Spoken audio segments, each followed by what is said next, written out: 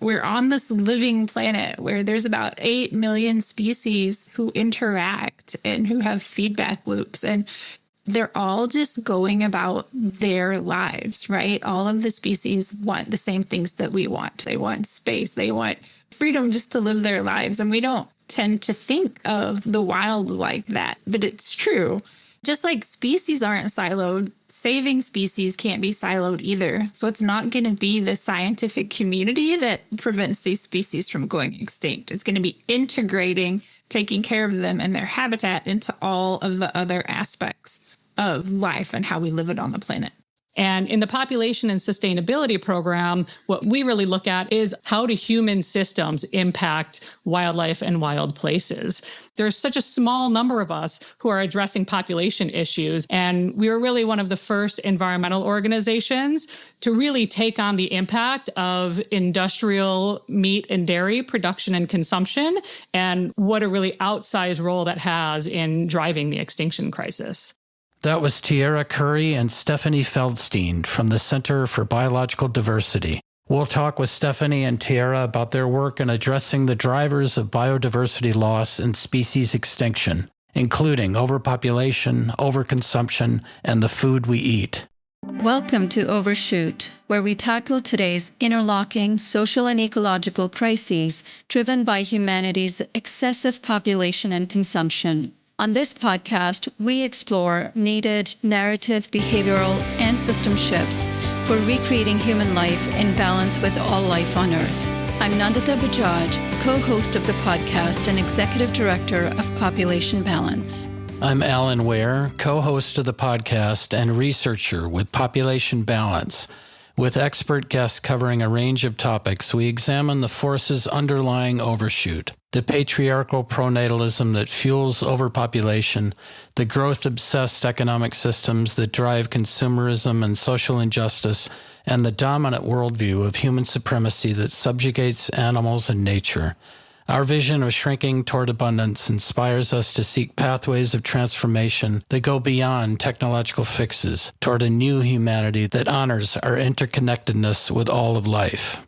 And now on to today's guests. Tierra Curry is the Endangered Species Co-Director at the Center for Biological Diversity, where she campaigns nationally to celebrate and protect biodiversity and to defend the Endangered Species Act.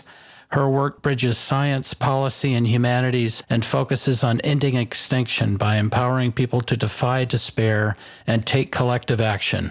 Prior to joining the center in 2007, she worked as an amphibian field biologist, environmental educator, and community organizer. She lives in rural Kentucky, where she gardens for wildlife and marvels continually at the vast wonder of the rivers and mountains of Appalachia. Stephanie Feldstein is the Population and Sustainability Director at the Center for Biological Diversity, where she leads the center's work to highlight and address threats to endangered species and wild places, from human population pressure, unsustainable food systems, and overconsumption. She holds a bachelor's degree from the University of Michigan and has more than 20 years of experience in organizing outreach and communications with a focus on animals and the environment. Stephanie is the author of The Animal Lover's Guide to Changing the World and more than a dozen books for children on wildlife, the extinction crisis, and how humans impact the planet. And now on to today's interview. Hi, Stephanie. Hello, Tierra. It is wonderful to have you both on the Overshoot podcast. Thank you both so much for joining us. It's so great to be here.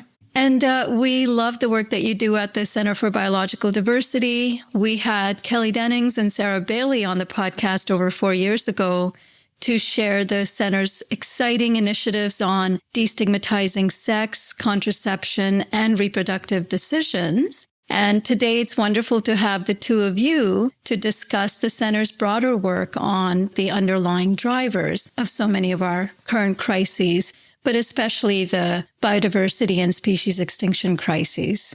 So in less than 4 decades, the Center for Biological Diversity has grown to become one of the premier organizations working on species conservation. Could you each give us an overview of the main areas of the center's activities and what each of your roles are?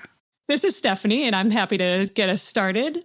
The Center for Biological Diversity works through a combination of using science, the law, organizing, policy advocacy, and creative media to protect wildlife and wild places. Within that, a lot of our fights focus on protecting particular endangered species, fighting climate change, working to protect oceans and public lands, for example. And in the population and sustainability program, what we really look at is what are the underlying drivers of the extinction crisis? How do human systems impact wildlife and wild places? And so in our program, we started about 15 years ago diving into these issues. And shortly after that, we started talking about human population pressure. We started looking at the consumption side of things too, with a particular focus on food systems, to recognize that there are two sides to that coin of population pressure.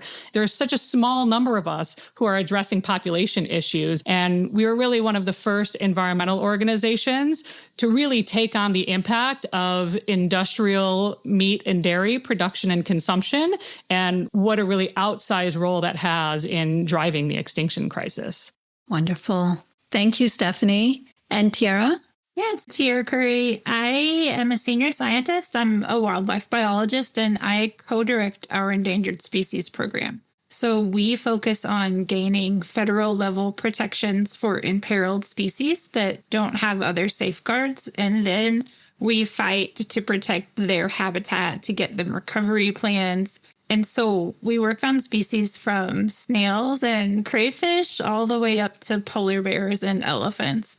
I prefer to focus on the slimy little underappreciated ones, to the point that like our director is like, Tierra, you can't just talk about freshwater mussels all the time. You have to also talk about grizzly bears and wolves. But I feel so fortunate to do this work because the wild has always been so important to me. And I lead our Extinction Crisis campaign. We didn't want to call it the Extinction Crisis campaign, so we call it Saving Life on Earth because that's more positive. So I can share like all the depressing statistics and get people all upset about extinction. But then what? Then where do we go? And so Stephanie's program is really focused on solutions. And I can be like, okay, this terrible thing is happening. Here are things that you can do in your daily life and talk to other people about. Just because there are so many people on the planet now that our collective impact absolutely makes a difference. So we try to get people involved at the policy level, but also the individual level. And Stephanie's program does that too. So it's great for me to be able to be like, here's the information and here's an action that you can take that will help you build community and that will make you feel better, that will make you feel empowered to fight extinction. There's so much I'm appreciating from your description of course, the center's work, but also how you're working together to both identify the issues, but then offer solutions all within the same organization. And what we truly admire about the organization and have for such a long time, you're one of the only organizations, as far as we know, in terms of conservation efforts and environmental efforts, that is looking at the third rail of population and the third rail of animal agriculture, and really trying to bring that to the forefront of both policy, but also individual action, as you do with your campaigns. Yeah, so getting to the importance of biological diversity, I think it'd be good to have a primer from you, Tierra. So let's start with the basics. What is biological diversity and why is it so important? Yeah, so biological diversity, it's not just all of the different kinds of living things on the planet.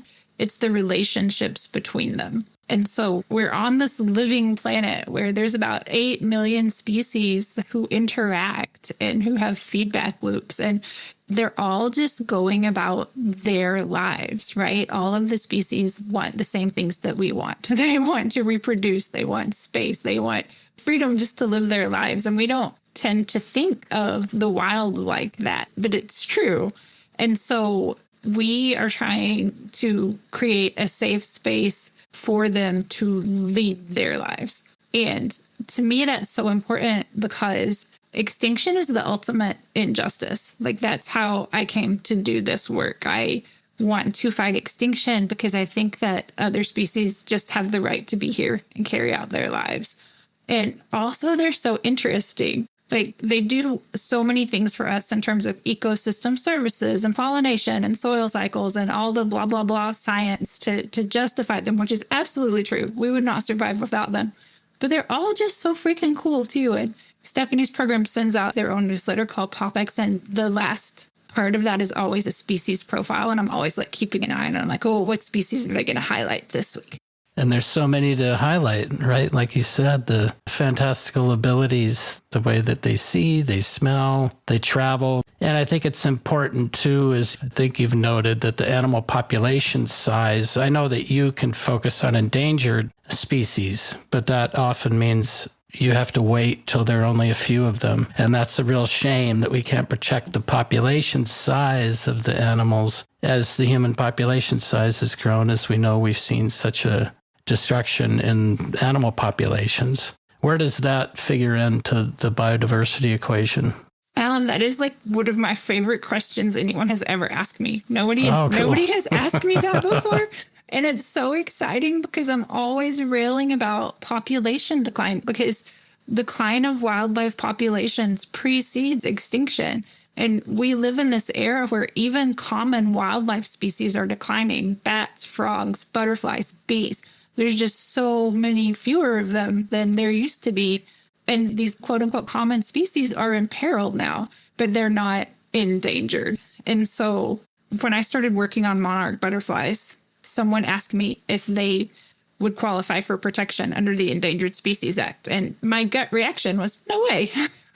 They're in 48 states. There's millions of them. But the reality is that their life cycle, their migration, the mountains they go to in Mexico, everything that went right, all of these tens of thousands of years for them, we're interfering with every single stage of their life cycle now.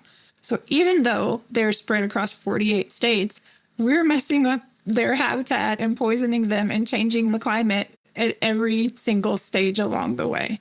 So yeah, population decline is one of the biggest issues that people aren't aware of, that is absolutely a part of the extinction crisis. Just to add to that, even though legally we can't do much for them until they hit those endangered thresholds, I mean, at the center, I think I could speak for all of us who work here, like, we love the wild, right? Like, we find them so fascinating. And so when we work on things from that broader sort of systems view, like when we work on food issues, when we work on population, we're helping people connect with wildlife that they know and love, not just species they may have never heard of because they're very rare, and not just, kind of the big charismatic megafauna, but also the species that live in their neighborhoods. And we've seen that a lot, especially through our population work, as people notice, the woods around them disappearing, or, the rivers getting polluted, that they see less of the animals that they grew up with and that they really adore. And so we really do try to connect to that love of the wild in general, and not just to, where it's becoming rare and threatened. Yeah, and I like that you've saved 500 million acres of habitat. So those relationships that you talked about, Tierra, that are so critical, and we tend to think of species as kind of these isolated, classified organisms. And for those of us who aren't wildlife biologists or scientists, often don't know or see those relationships. But protecting the habitat is protecting all those relationships, right? Absolutely. And just like species aren't siloed, saving species can't be siloed either. So it's not going to be the scientific community that prevents these species from going extinct. It's going to be integrating, taking care of them and their habitat into all of the other aspects of life and how we live it on the planet. Yeah, I appreciate that point so much, because biodiversity and ecosystem health and the interconnected web of life is at the center of all of our activities. It's not just an environmentalist's job or an ecologist's job. And then another thing I really appreciated recently, we had primatologist Christine Webb talking about the loss of biological diversity, as you're talking about, and then also with anthropogenic change, so many of the species are also losing social and cultural diversity. So a lot of their cognitive activities and their behaviors are getting more and more simplified. And they are basically being reduced to survivalistic instincts mainly, rather than instincts, as you said, of being able to enjoy and thrive and experience life and evolve. Yeah, so we see that with primates, but even all the way down to hellbender salamanders. Hellbenders are these 2-foot long aquatic salamanders. The males establish a territory and defend it. They court the females. They have this elaborate courtship ritual, and she chooses to stick around or not, and then lays the eggs, and then he'll guard them. But in polluted waters, the males are so stressed that they just eat the eggs. And that's totally not what they want or what they put all the effort into creating this den and defending it and wooing this female hellbender too. They don't want to eat their eggs, but like in polluted water, that's the outcome because there's nothing else for them to eat. And so that compassion and just realizing that our actions are affecting relationships and communities of wild animals is kind of how I came into this work. I wish that everybody had compassion for humanity. Let's just start there at this political moment, but also extending to the primates and dogs and cats and all the way down to salamanders and crayfish. We agree. And as we know, there is a long history on Earth of mass extinctions, but the current one that we're in the midst of, the 6th mass extinction, is of course the only one that is anthropogenic. And we also know that the current extinction rate is estimated at anywhere from 1,000 to 10,000 times faster than the background extinction rate. And we know we humans are at the center of this period of rapid extinction. Can you speak to what the general state of biodiversity is today globally, and also what are some of the main drivers of extinction? Yeah, so there's these 2 scientific papers that were so creatively named, they always pop into my head when I'm asked that question. One is called More Losers Than Winners. And they looked at population level of non-endangered species and found that most wildlife species around the globe are in decline. Like, that hurts my heart. The other one is called Mutilating the Tree of Life. And it looked at extinction above the species level at the level of genera and found that we're wiping out like whole genuses of species. And that's a Ceballos paper. He's a professor in Mexico, but it's mutilation of the tree of life. That's like so descriptive. I talked to him and he said his editors pushed back and he was like, no, that's what this is. And it absolutely is. And so when I was a student, HIPPO was the acronym for extinction drivers. E.O. Wilson coined that, and it stood for habitat loss, invasive species, pollution, and overpopulation. But now it's CHIPPO because of climate change, which doesn't work because what's a CHIPPO, right? I think one thing I've been thinking about as we've been talking about this is that the concern that we have for wildlife and that empathy and compassion for them, we have that when we're kids, right? It's almost universal among children. And I know Tierra has done a lot of work in this too, and I've done work in it. I've written a bunch of children's books to connect them to the extinction crisis and understanding the impact of humans on the planet. And I think it's so important that we continue to foster that, to help kids understand that what is happening to this world and these creatures that they care so much about, and also to empower them to continue on that path of caring and taking action to stop the extinction crisis. So I think it's just so important to tap into that and realize that like we all start with this empathy in us, and it's a matter of staying connected to that. Yes. That has been such a core part of our inquiry on this podcast too, is this kind of human exceptionalist worldview that has really separated us from all of that we evolved from. And there was a beautiful quote that I heard from you, Tierra, on a recent podcast. It says, every species is connected in deep time to millions of other species, and it also holds a line to the future of life on Earth. And so every species is this point in time connected to the deep past and the far future. And when a species goes extinct, we are breaking that connection. And I think it really captures, whether it's the tree of life or the web of life that we're talking about, that we have all co-evolved and it hasn't stopped. These relationships are constantly regenerating and evolving. And so when you lose those species, it completely transforms whatever's left in the web, including who we are. Absolutely. To tie back to Stephanie and kids and how they get it.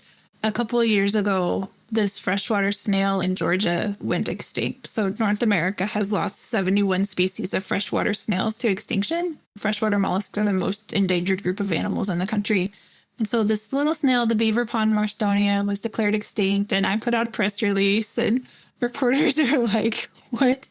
But there's this kids outlet called Newsomatic. And these kids drew this snail and like talked about their feelings and sent me emails. And I saw the drawings and like I bawled because it made me so happy that like they sat with it. They sat with those feelings. They thought about the snail. And extinction isn't something that we need to shield children from because it's just part of the world now and they get it.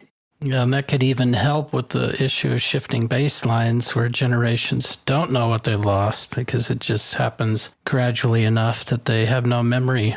But if that's brought to their attention, that can give them a chance to mourn that, experience that, feel that. Somebody's brought it to their attention.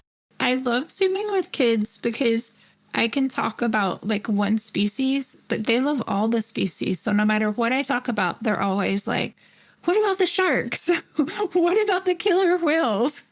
I also think it's really hard to shield kids from it these days because they're experiencing it in real time in a way that previous generations didn't. You know, I mean, young kids are experiencing the same kinds of storms and droughts and floods that we're experiencing as adults, that the wild is experiencing. So helping them understand how that links to wildlife and extinctions and what they can do about it, I think is really empowering to help them understand how they can move through these big experiences that they're having.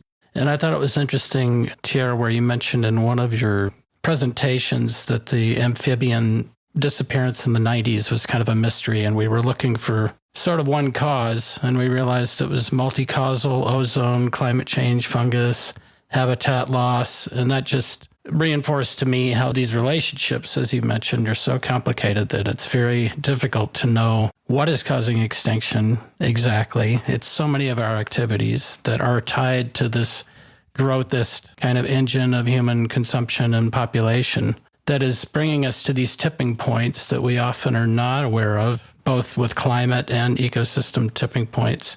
You had mentioned that you're especially interested in freshwater environments and that those are some of the most endangered. And your specialties, as you mentioned, the mussels that you really care about. I read that you recently swam in over 100 rivers in your area. And I'm wondering what you learned from that experience and what are some of the biggest challenges facing freshwater species and ecosystems? Yeah, so freshwater species are at the leading edge of the extinction crisis. And that is such a big red flag for humanity because our bodies are made of water. We drink water. Our water comes from rivers where these species that have survived for millennia are dying now because we've polluted the water so much. So that is such an obvious connection to me. And I wanted to highlight the condition of rivers. And I mean, selfishly, I wanted to go see cool animals. So I just drove around. It was during pandemic shutdowns. And so every weekend I would just drive in a different direction from my house here in South Central Kentucky and jump in every river that I passed. It was a lot of like looking at maps and trying to find access points and then standing on the bank of flooding rivers, dry rivers, polluted rivers, rivers that were like so gross I couldn't see a stick if I dropped it, and like convincing myself to get in just to bear witness to what we've done to the waterways. It was a lot of fun, honestly. It was gross at times, but it was such an effective campaign because people are like, wait, you did what? Why would you do that? And then I can bring up, like, we need to take better care of the rivers. And then I can bring up the orange-foot pimpleback pearly mussel and the hellbender salamander and the big sandy crayfish and all of these cool species that don't have the privilege of jumping in the river and taking a shower at the end of the day, right? They're there. Yeah, I live near the St. Croix River, which is one of the original National Wild and Scenic Rivers systems. And the upper St. Croix is known as being quite clean and has a lot of freshwater mussels, I guess, is part of their claim to fame.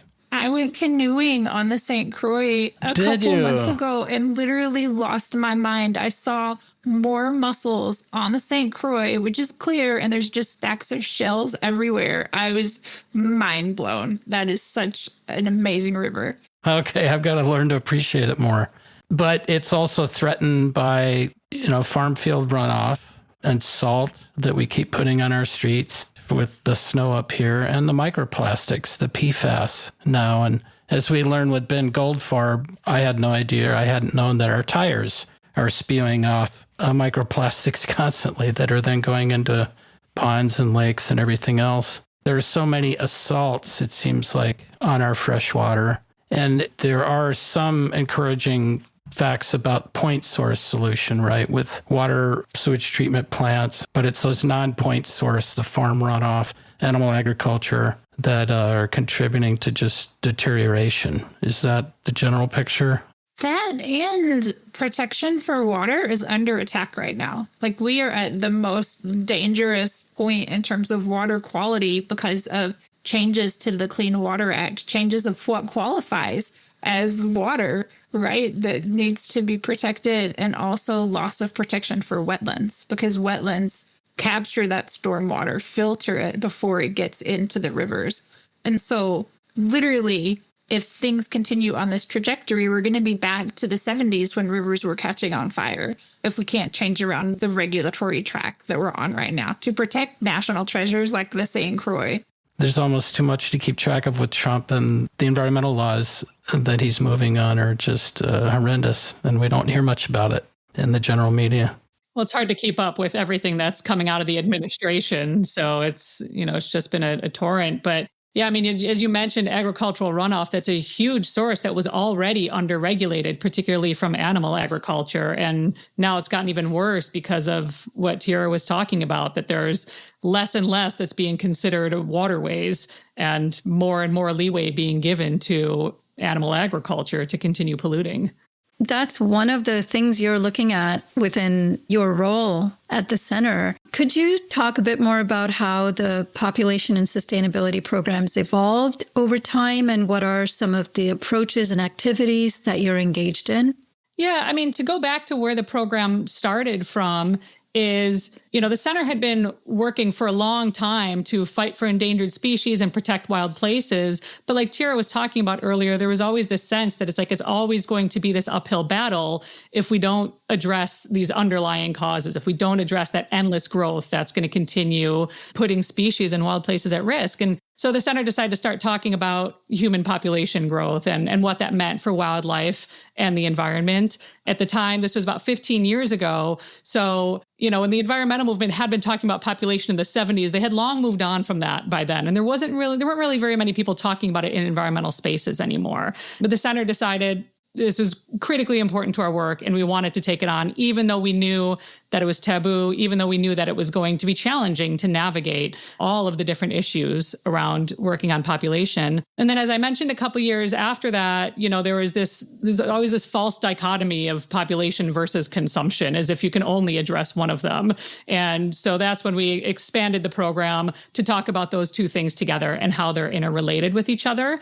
And that's when we started working on food systems. And since then, our work has really grown to not just talking about population and food systems, but also talking broadly about, once you pull on one of those threads, you start to get all of these other pieces that are knotted together. So, we realized we needed to talk about the economy more broadly and what are our overall consumption patterns, what's happening out there as we're looking at these endless growth economies, and started tackling some of that.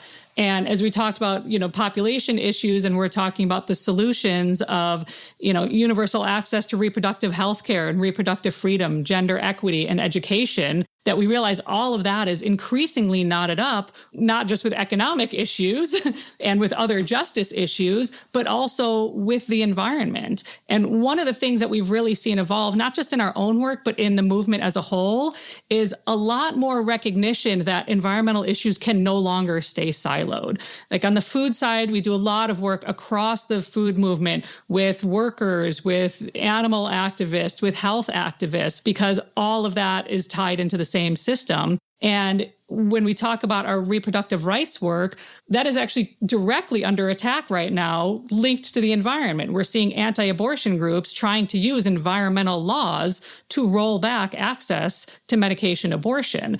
And so now we're working very closely with other reproductive rights groups and advocates to fight back on that, right? And to recognize that it's like that connection is utter nonsense. Like there's not a threat to our waterways and water quality from medication abortion. That's not the thing. And fighting back against that, but at the same time recognizing there are connections between reproductive rights, access to contraception, and gender equity on the other side of environmental crises, right? Like during climate-related storms, we're seeing decreased access to reproductive healthcare and contraception. And so we're seeing all of these new ways to really work across movements. And so that's been an evolution both within our program and with our partners and the movements as a whole and how we're able to work on these issues. It's so fantastic, the different connections that you've just mentioned. And I think that also explains the silence, the absolute silence from a lot of these progressive organizations who say they care about social justice and ecological justice, especially conservation, in terms of the fertility decline alarmism. And that silence from the left has really allowed the right and the far right to own that narrative and really popularize this notion that we're running out of people. I don't know what could be more ridiculous than that notion that we're running out of people. I mean, this is the most number of people we've ever had. Yeah, no, those are all really great points and reflect so much of what we're seeing right now, especially that shift towards population decline. Humans are going to go extinct. And it's like, that's nonsense. And also the idea that everything's going to fall apart if human population declines is based on these metrics of a growth economy, right? And so much of it is that it's like, this is a problem that we can solve, right? If we know that fertility rates are dropping and that there are benefits both to people and nature of that happening, all of these things that we say are going to fall apart economically or in terms of social support, those are policy issues. Those are things that we can fix.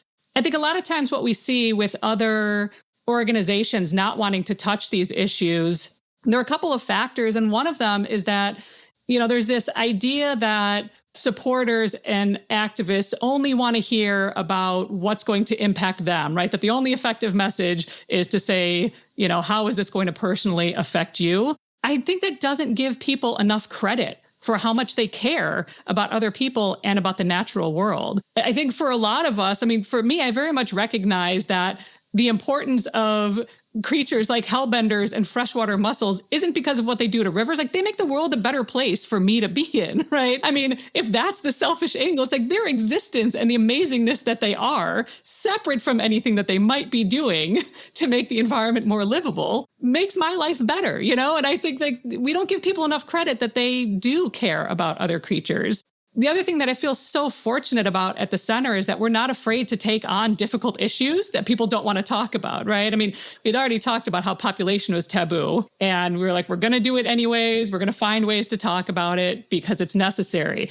When we started working on animal agriculture issues, people were like, oh, we thought population was bad. How can you talk about that? And so many people, even from other environmental organizations, going, how did you do this? Like, our board would never let us talk about this. We can't touch the idea of meat reduction.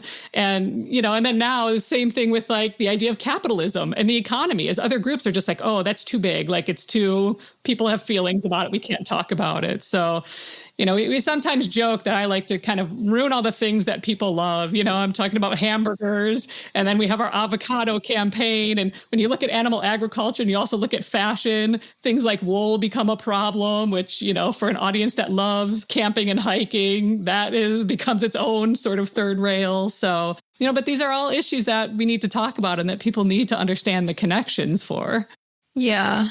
Those are literally the three things we look at, pronatalism and population, human supremacy and animal rights and growthism and economies. And you're absolutely right in terms of not giving people enough credit, because our work, ever since we expanded our mission to include so many of these broad spectrum analyses, has drawn so many more people into our work. and from different sectors of interests. Animal rights folks who don't always see the population connection, and similarly, people who are worried about overpopulation are, in the same way, becoming more interested in animal issues and biodiversity issues.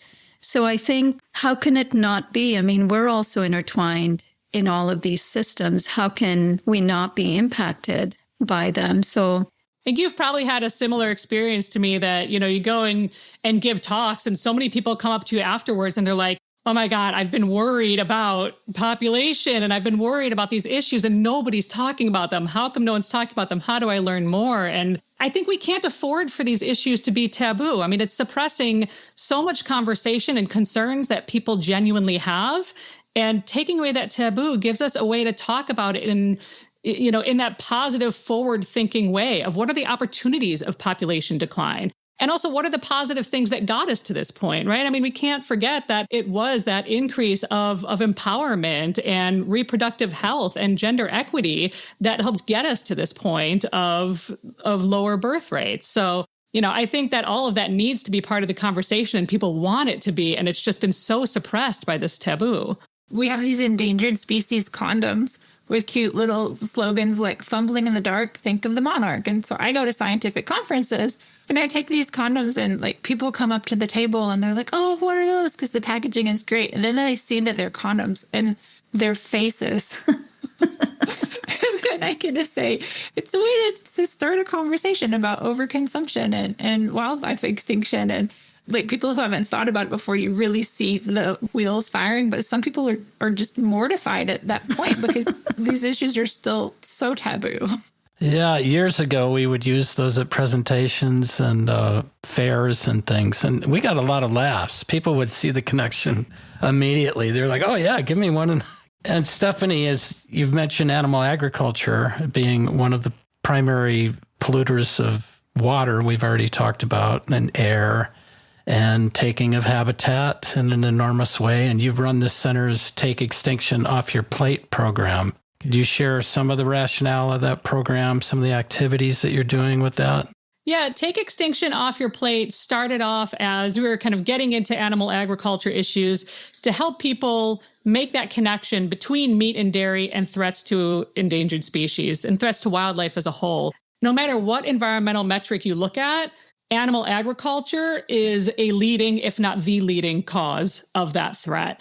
And, so it's such a critical part of fighting the extinction crisis. There are a number of studies that point to animal agriculture as the greatest threat to biodiversity because it's the biggest land use and land use change factor. And once you destroy habitat, then wild animals don't have a place to live, they don't have a place to recover, and they don't have a place to thrive. And so it's such a critical part of this conversation that we're having to protect wildlife.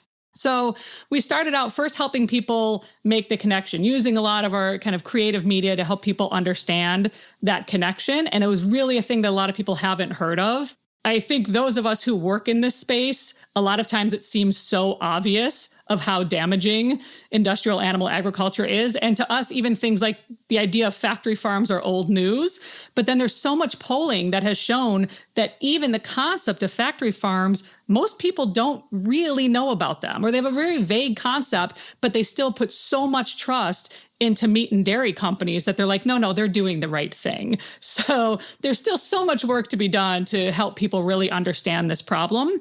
But then on top of that, we also work to help shift policy towards holding animal producers accountable for their environmental damage, as well as helping to support solutions to promote more plant-rich diets, to help support smaller producers, to help support those who are using agroecological practices. And again, a lot of this also starts to have that interaction with the other factors of the food system, right? Supporting better health, supporting better worker conditions. Because again, all of this, it's not just those environmental metrics that industrial animal agriculture is problematic for. It's one of the most dangerous jobs in the country to work in animal agriculture. It's also one of the places that exploits people, particularly immigrants, in really horrific ways. And so it's really cross-cutting. And a lot of the work that we do now is, working to try to shift policy. We do quite a lot of work at the federal level, although right now that's a bit of a harder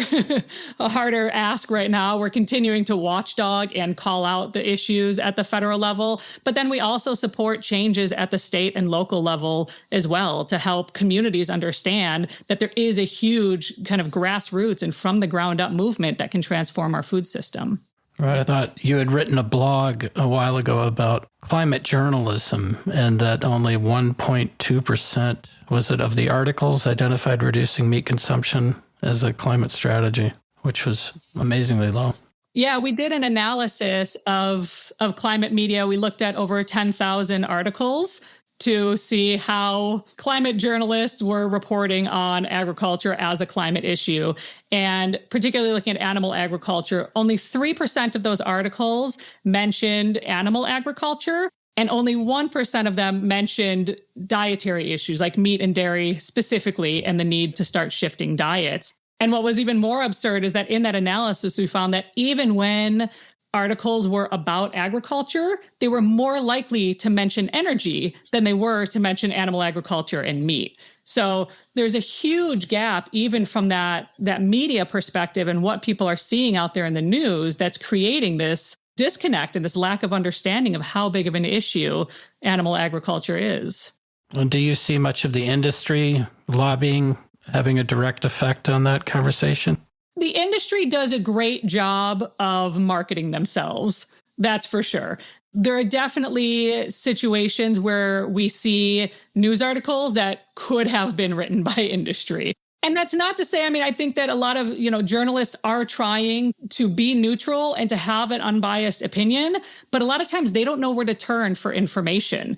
And when there is somebody who's coming to them and saying, oh, well, here's our study or here's our information, they don't necessarily know what to do to refute that. So part of what we're working on now is developing better resources to help journalists understand what's really at stake here and what's behind the issue.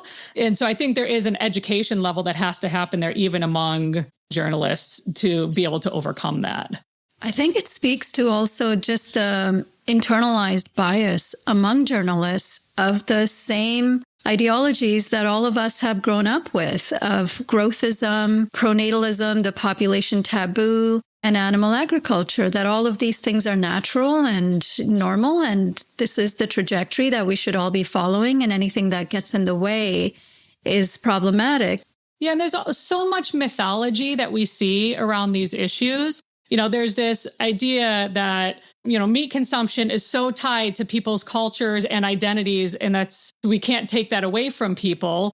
And absolutely what we eat is tied to who we are and our past, but that also dismisses the fact that there are so many rich cultural traditions and traditional foodways that really emphasize beans and peas and lentils and diverse vegetables, and where meat plays a much smaller role, if any at all. And so many of those traditions have been kind of colonized into the background, right? And there's also this mythology around farmers and ranchers, which plays into it too, where people don't want to say things that they see as going against farmers and ranchers.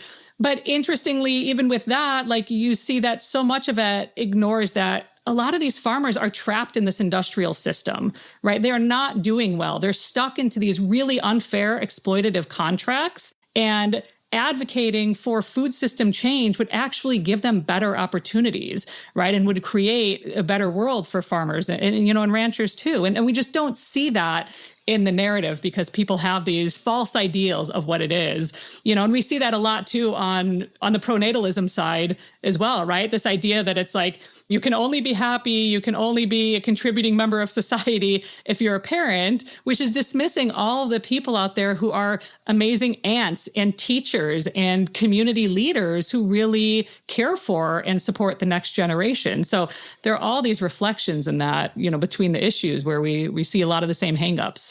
Totally. I'm so glad you brought that up. And the role of colonialism in creating or manufacturing this demand for meat. and how it's been exported to so many countries around the world. And speaking of mythology, one of the initiatives that you look at in terms of taking extinction off your plate is debunking myths around regenerative agriculture.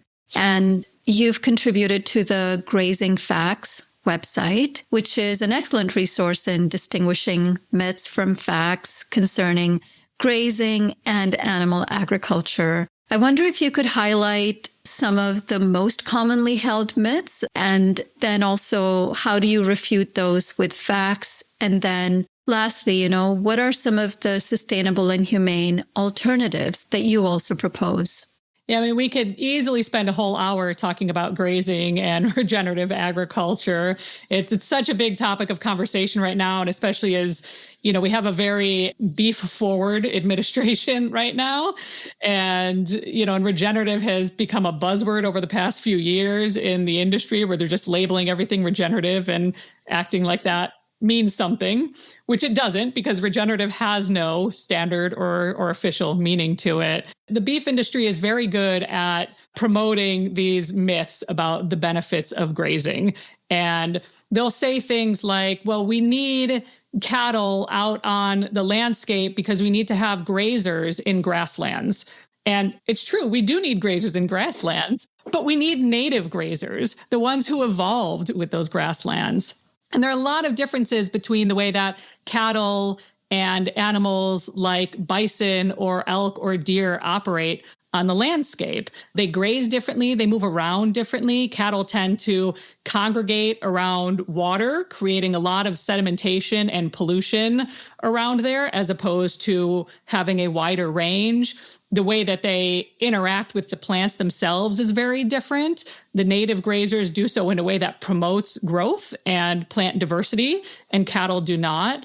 It's important to take into consideration the life cycle, right? When you're talking about animals like bison and deer and elk being out on the landscape, they're there throughout their lives, which means also they die on the landscape. And that plays a very important role for so many species who are scavengers and who take care of removing carcasses from the landscape. And of course, cattle are always removed for slaughter. So really at every stage, cattle are not bison. And we don't need more cattle on the landscape. We need cattle off the landscape so that native grazers have a chance to come back and to help restore those lands. Another really popular one is around carbon sequestration, claiming that cattle are a climate solution, that the way that they operate and graze and the way that their hooves work in the soil, that they can actually sequester carbon from the atmosphere.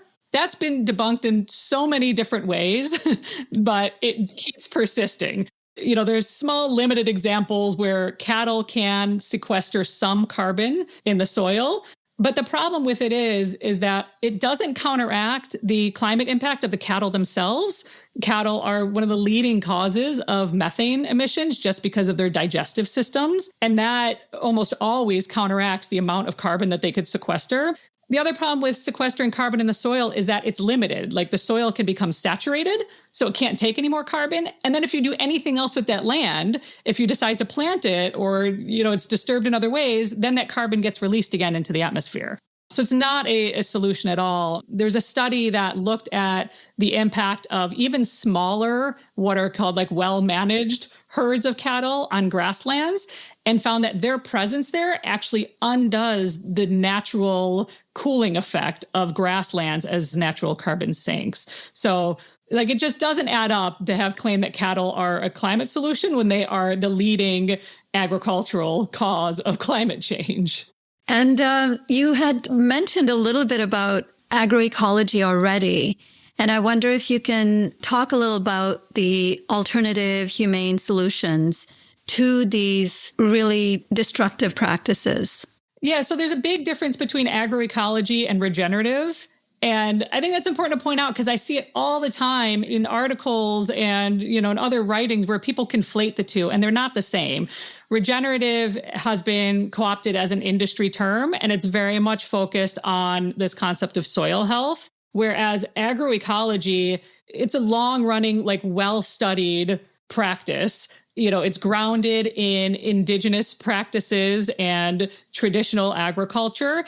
It also importantly takes into effect a more holistic view of environmental impacts, not just the soil, but also air and water pollution, impacts on biodiversity, all of that, as well as the social dimension, which is what is the impact on farmers and workers and local communities. So it really has that much broader view of what is the impact of agricultural practices. And it also brings in a lot more focus on having diversified farms. So not just having a massive herd of cattle, but if you have cattle at all, you might also have other animals, or they're a much smaller part of the operation, and most of what you're doing is plant agriculture. It just has a much deeper view of the environmental impacts across a variety of metrics. I think the biggest thing that needs to be kept in mind as we talk about solutions, particularly around beef production, is that reduction has to be key. Like, we can't keep producing and consuming the same amount of beef that we do in the US. There was a study that looked at what would happen if you converted the current US beef supply to an entirely grass-fed system. And this was just looking at the basic concept of grass-fed, not what would be needed for like a so-called regenerative system, which requires even more land. And they found that current pasture land could only support 27% of our current beef supply. So like, there's simply not enough land. Like, it's easy for the industry to say, well, let's just put more cows out on pasture. But it's like, what pasture? Where are you going to put them? Like, there's just not the land out there to support our current beef supply. So that reduction piece has to be a core part of a conversation as we're talking about where do we go from here with a sustainable food system.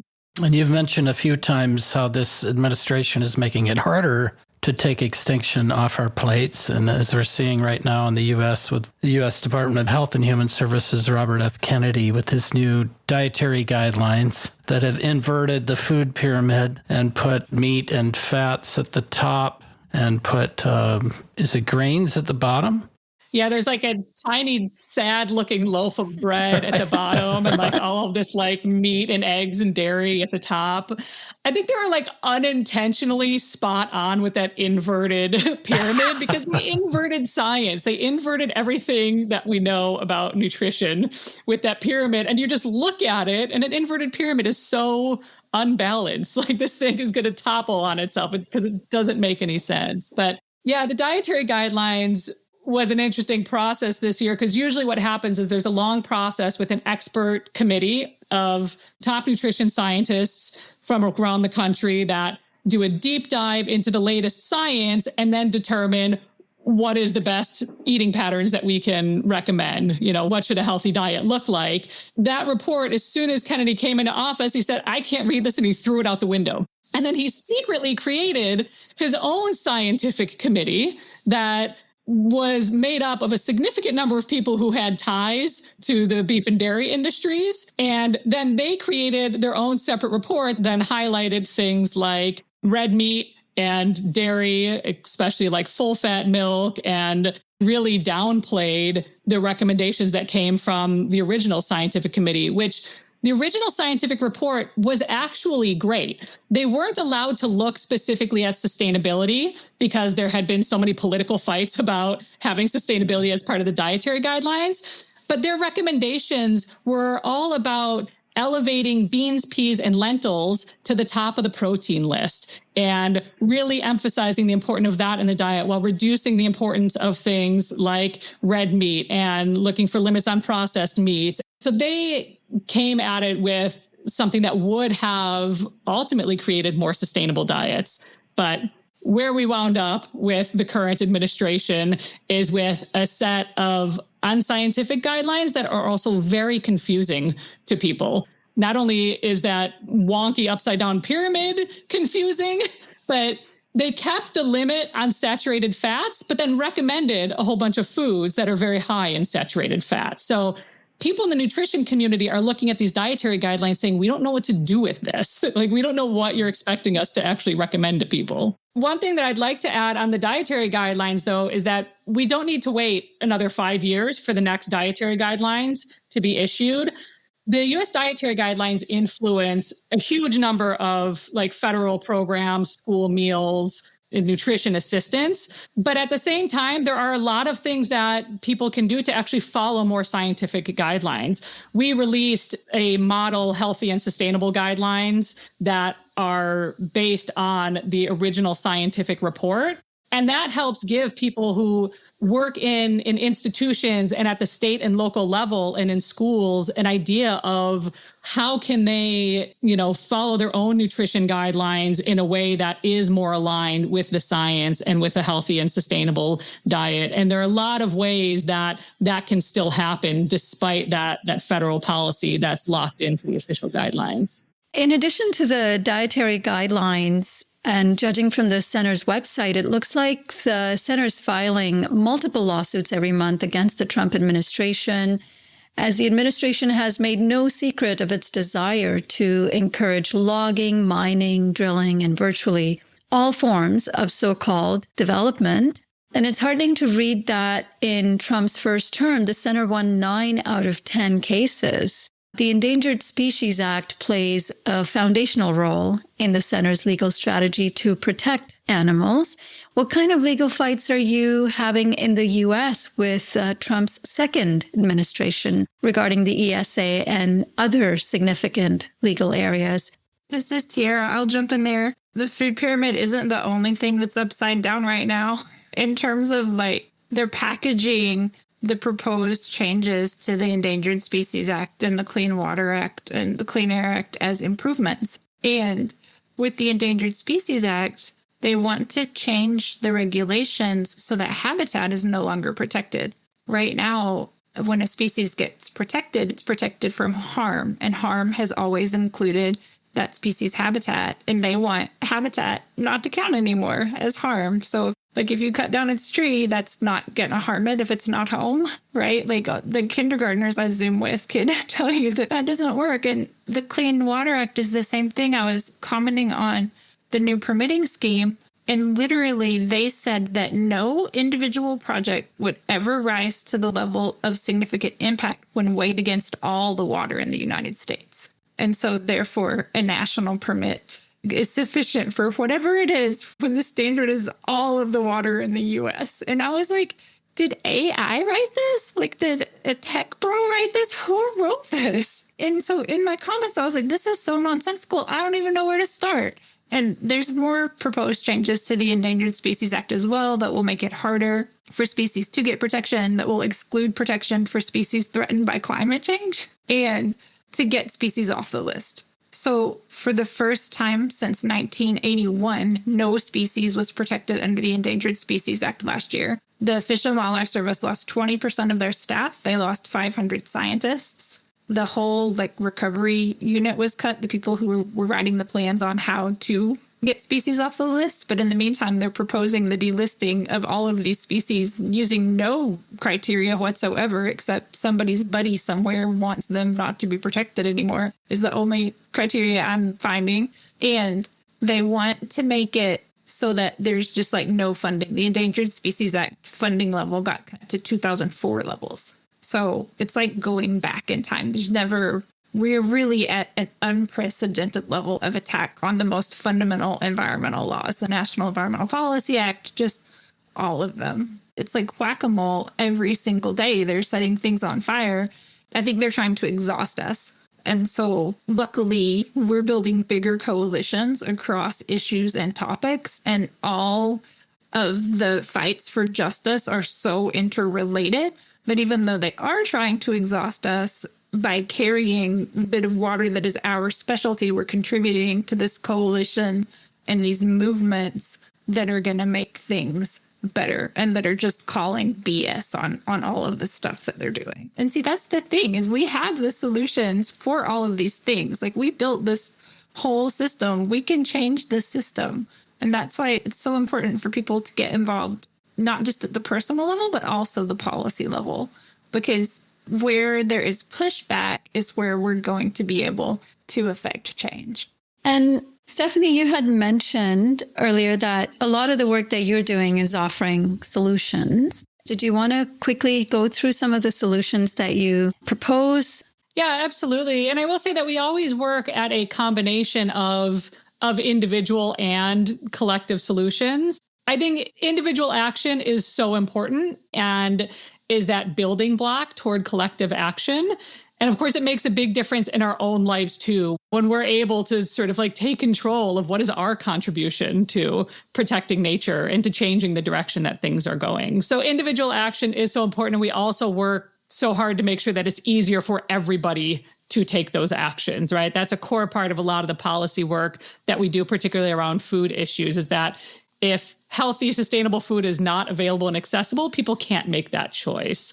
But when it comes to individual actions on the food side of things, so much of what we put on our plate makes a big difference. Food is an interesting industry to work with in this because when you look at energy issues, we don't have that much control over where our energy comes from when we turn on the lights, when we record a podcast, right? It's very limited. It's so controlled by utilities and we don't get to choose, well, this time I'm going to record this podcast off of solar if that's not available to us. But every time we sit down to eat, we get to make choices about what we're putting on our plate and where that food is coming from. And that does have an impact. So that's the very first step. The biggest difference that people can have is to eat less meat, dairy, and seafood.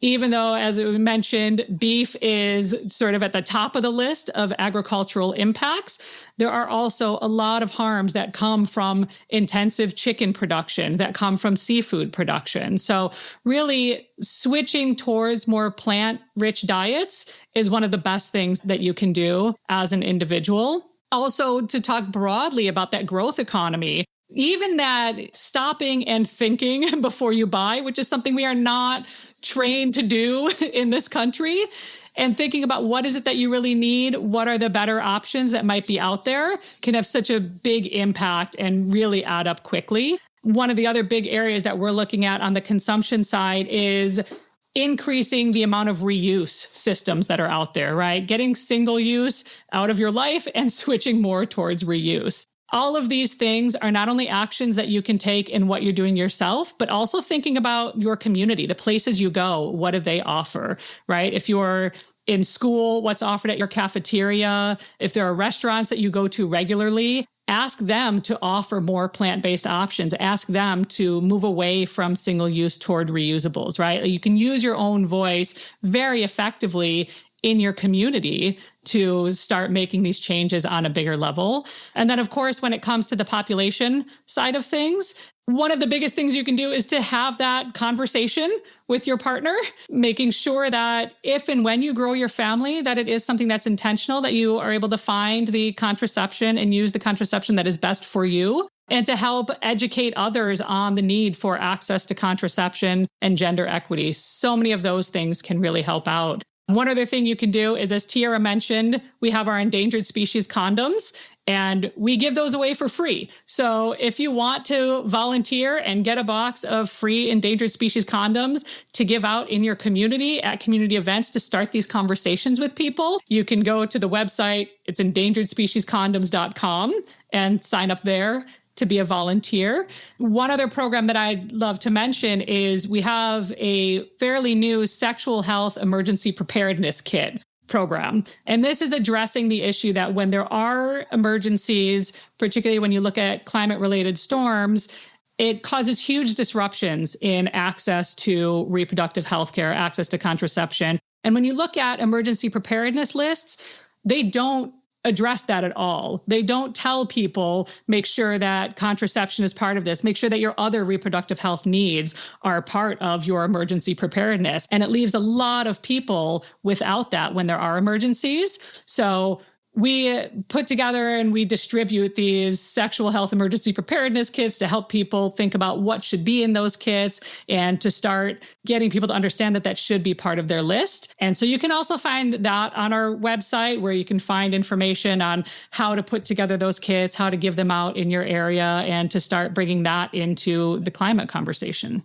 Yeah, and I'll jump in there. You can sign up on the policy side to get our action alerts. If you go to biologicaldiversity.org/action, you can get alerts on particular species, like save the monarch butterfly, or on stop this pesticide, or fight for the plastics treaty. The center has so many programs. Stephanie and I are just two of the directors. There's environmental health, public lands, urban wildlands, energy justice, oceans, so many other campaigns. And on our action alert page, you can click on the ones that are of interest to you. Great. Here's a question for you both. Being aware of the ecological destruction that we're causing can fill all of us who are paying attention with anger, as I think we've had plenty of, hearing about what the Trump administration is doing, and a sadness of what we're losing. What keeps you dedicated to continuing in this important but difficult work?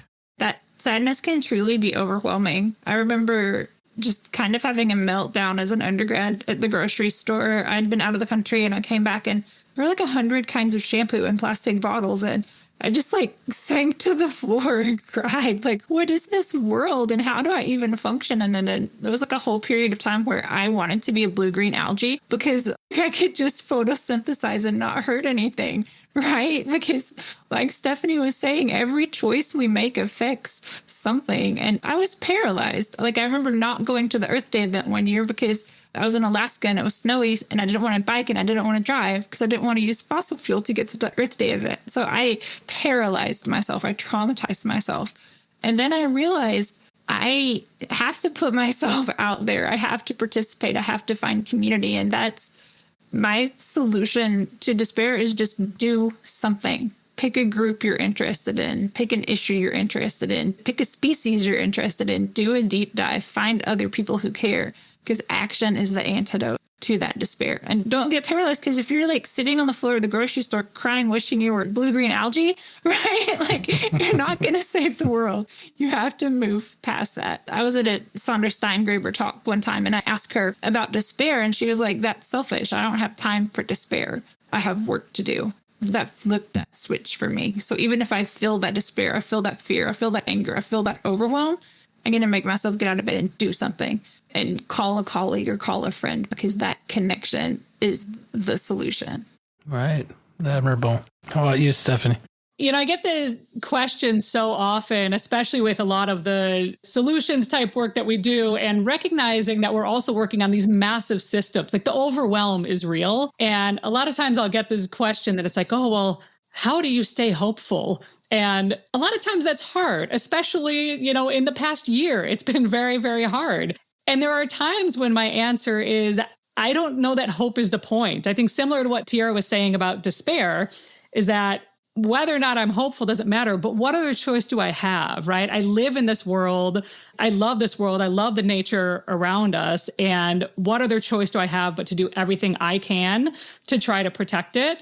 That said, the specific, like dealing with, you know, those immediate feelings of grief, for me, a lot of times is I go outside, I spend time in nature, find a little patch where I can stare at moss. You know, I live in the Pacific Northwest. There's tons of amazing like mosses and mushrooms and, you know, little things like I don't even have to go far or look for some big wildlife species that I have to see and interact with. Like just looking at those tiny bits of like how nature is amazing on every level and just reminding yourself that this is what we're doing this for, right? This is worth protecting, and this is worth keeping moving forward. And then the other thing that I'll add that I think we've touched on a lot is connecting with kids on this, right? Talking to kids and their excitement about the world. And again, they see what's happening, but they still have so much like enthusiasm for the world and the future that is their future, right? And recognizing that there is a whole other generation coming up that still has so much hope and so much potential. And there's so many ways to engage with them and make sure that there are more and more of us that are continuing to take action to protect this world. Beautifully put. Yeah, truly. What a great way to end the conversation. Both of you were amazing. Thank you for what you brought to the conversation today. Thanks to your work at the center, and thanks to the center for existing and taking so many bold steps to counteract all of the different mythologies and ideologies that are keeping us from finding that interconnected web of life that we've evolved from. We really appreciate your time today. Thank you both. Thanks. Yeah, you too. Yeah, it's a great conversation. Appreciate you all tackling these big issues on this podcast. That's all for this edition of Overshoot. Visit populationbalance.org to learn more. To share feedback or guest recommendations, write to us using the contact form on our site or by emailing us at podcast@populationbalance.org. If you enjoyed this podcast, please rate us on your favorite podcast platform and share it widely. We couldn't do this work without the support of listeners like you, and hope that you will consider a one-time or recurring donation. Until next time, I'm Nandita Bajaj, thanking you for your interest in our work and for helping to advance our vision of shrinking toward abundance.